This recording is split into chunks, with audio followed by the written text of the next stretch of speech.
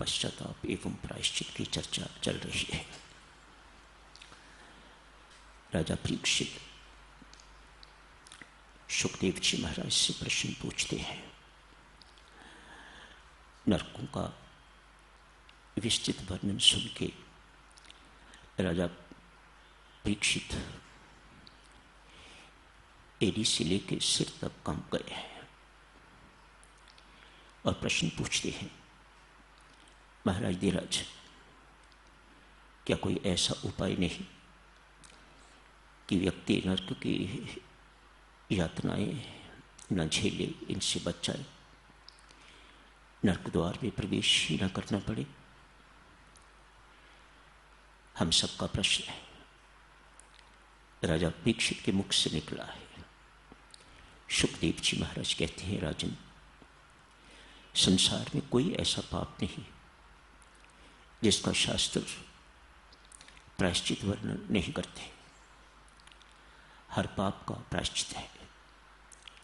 प्रायश्चित करके पाप नष्ट कर दिया जाता है, उसे भस्म कर दिया जाता है, उसे खत्म कर दिया जाता है। बार बार के प्रायश्चित से, प्रत्येक पाप के प्रायश्चित से व्यक्ति निष्पाप होके जब परमात्मा के दरबार में जाएगा तो वह नरकगामी नहीं हो सकेगा, वह सीधा परमधाम प्राप्त होगा। राजा परीक्षित कहता है, महाराज, पाप का प्रायश्चित व्यक्ति कर भी ले, जिस पाप का प्रायश्चित किया है मानो वह पाप नष्ट हो गया, खत्म हो गया, उसके बाद भी तो पाप करने की प्रवृत्ति बनी रहती है, उसके बाद भी पाप करने की इच्छा बनी रहती है। महाराज, हाँ राजन, ठीक कहते हो। What a practical question. पाप तो एक नष्ट हुआ जिसका प्रायश्चित किया, पीछे लाइन लगी हुई है। चलिए, अनेक पापों का भी आपने प्रायश्चित कर लिया, लेकिन कैसे गारंटी ली जाए कि आगे पाप करने की प्रवृत्ति या पाप करने की इच्छा ही मिट जाएगी? ये नहीं होता। सुखदेव जी महाराज समझाते हैं, राजन, तुम ठीक कह रहे हो, प्रायश्चित से पाप नष्ट होता है, पाप करने की इच्छा नष्ट नहीं होती।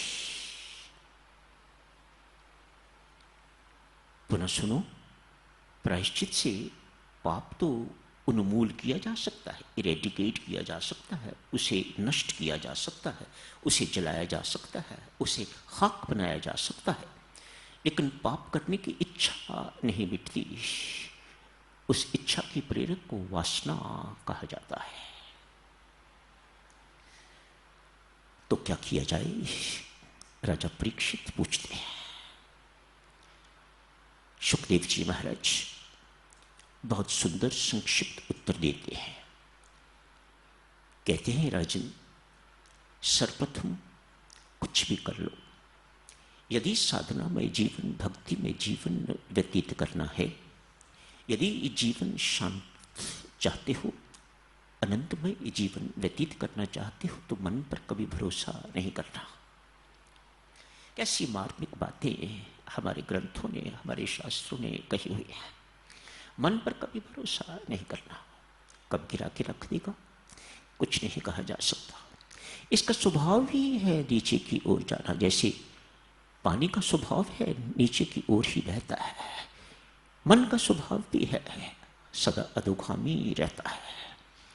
संत महात्मा फरमाते, जैसे पानी को ऊपर चढ़ाने के लिए यंत्र की जरूरत है, इसी प्रकार से मन को परमात्मा की ओर ऊर्ध्वगामी करने के लिए मंत्र की जरूरत है। ये मंत्र बहुत बड़ी चीज है।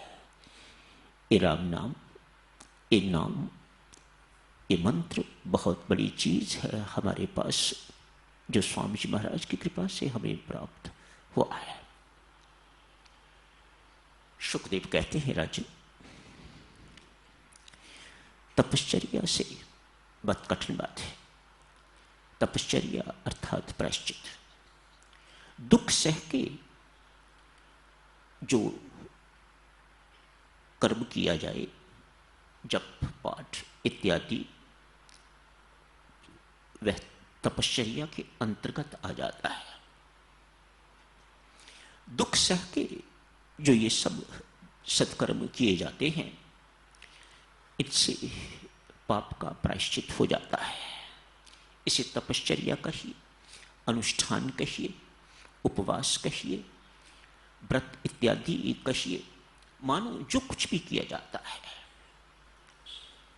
मैं इतने दिन तक, इतने महीनों तक, इतने वर्षों तक ब्रह्मचर्य का पालन करूंगा, तब है।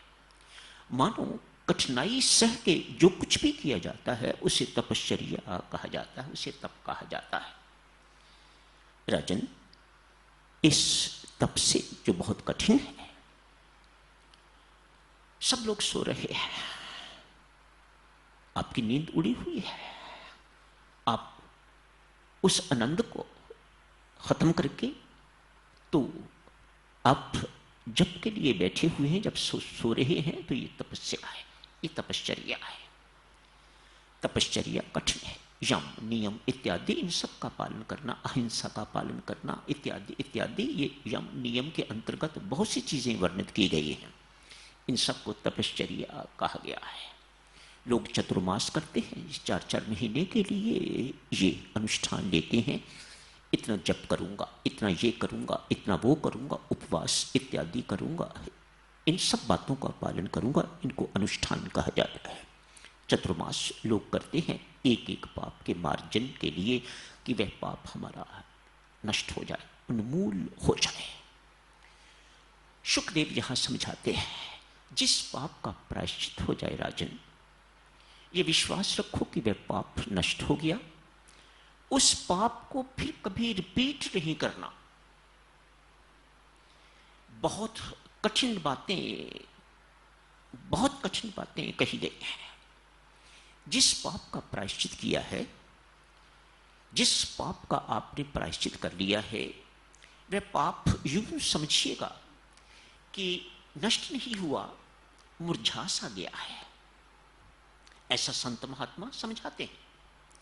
जैसे ही उसे पानी मिलता है, वह फिर हरा भरा हो जाता है। अतएव जिस पाप का प्रायश्चित हो गया, उस पाप को दोबारा नहीं करना, मन पर कभी विश्वास नहीं करना।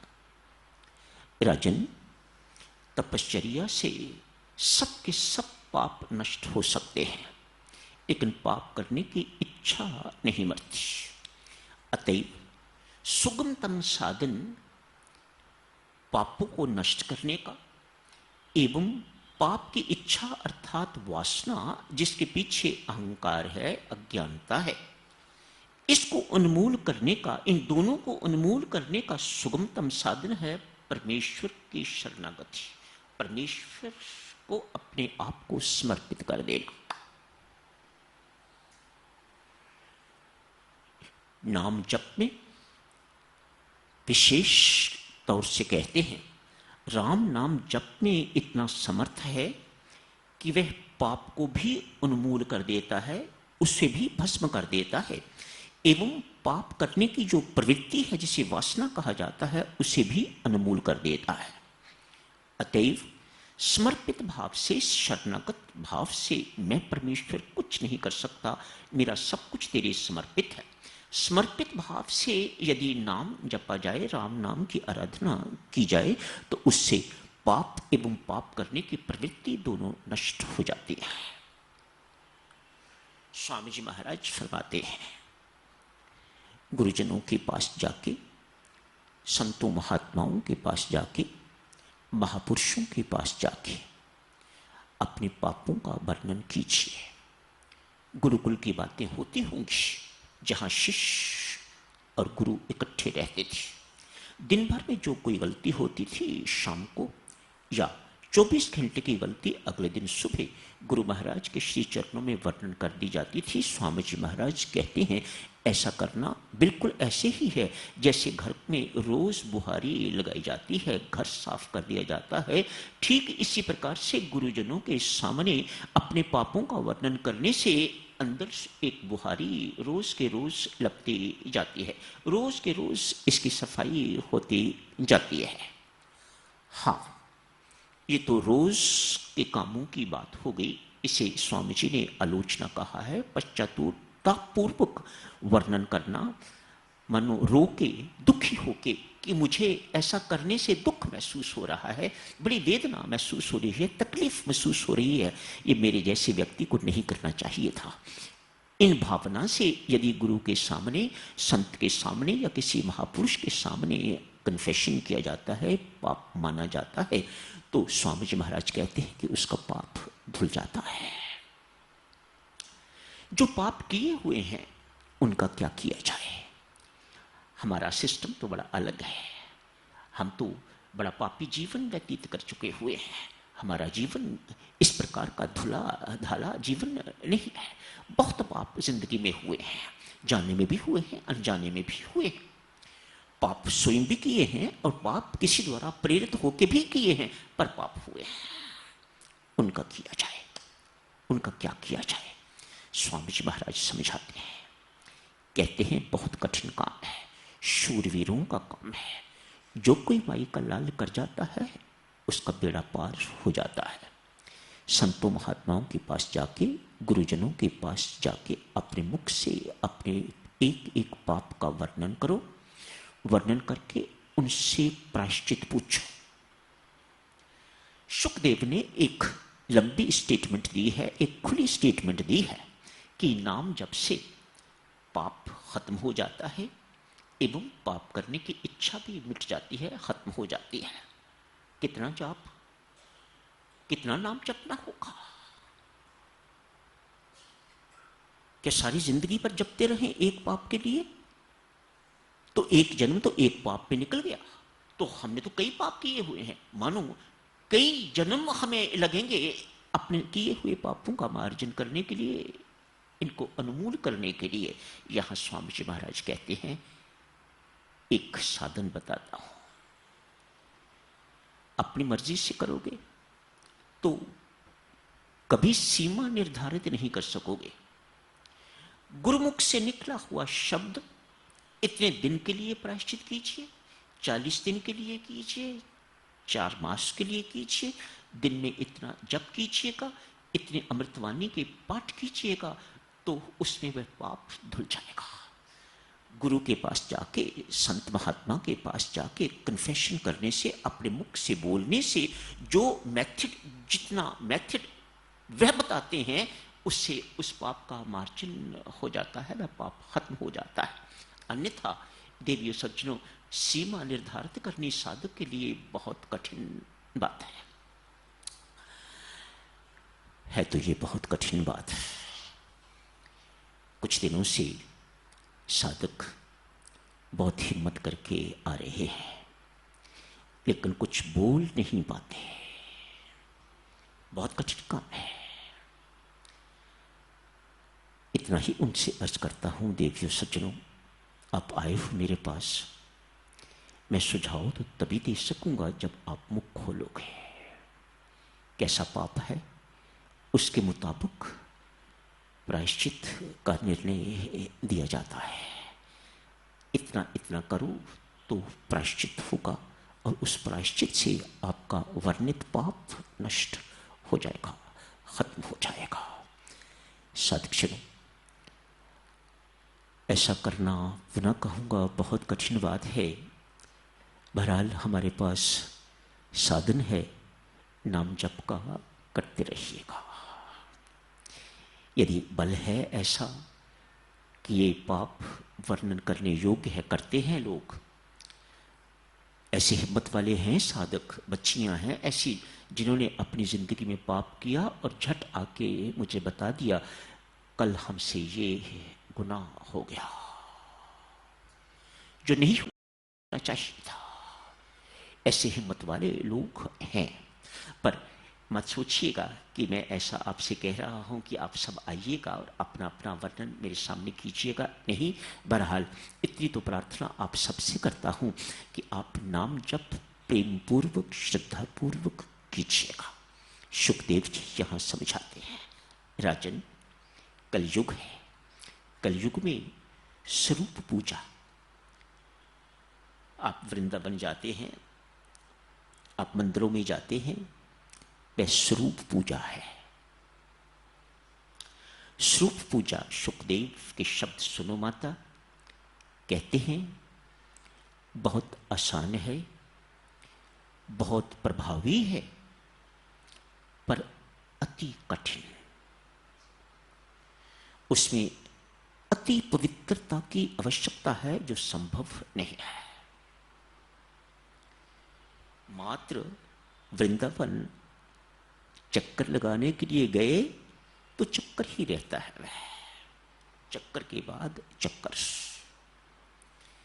जैसी पवित्रता चाहिए स्वरूप पूजा में, ये सुखदेव जी राजा परीक्षित को समझा रहे हैं। कहते हैं जैसी पवित्रता स्वरूप पूजा के लिए कलयुग में चाहिए, वैसी पवित्रता निभाई नहीं जा सकती। अतएव नाम उपासना, जिसमें पवित्रता की कोई आवश्यकता नहीं है, ही सुगमतम उपासना है कलयुग में। सुखदेव जी को पता है राजा परीक्षित के मुख बोलने से ही कलयुग का आगमन हो जाएगा। अतएव घटनाएं, तैयारी उसी प्रकार से कर रहे हैं जैसी कलयुग में होनी चाहिए। तो देवी सचमुच यही समाप्त करने की इजाजत दीजिएगा इस प्रसंग को। कल आपातकाल के साथ साथ ही श्रद्धा शुरू हो जाएगी। सो जैसे जैसे प्रसंग आगे बढ़ता जाएगा तैसे तैसे चर्चा भी बदलते रहेंगी। सदाचार की चर्चा जो शुरू की थी ख़त्म नहीं हुई है, लंबी चर्चा है, वह रविवार के सत्संगों में जारी रखेंगे। यही समाप्त करने की इजाज़त दें। धन्यवाद।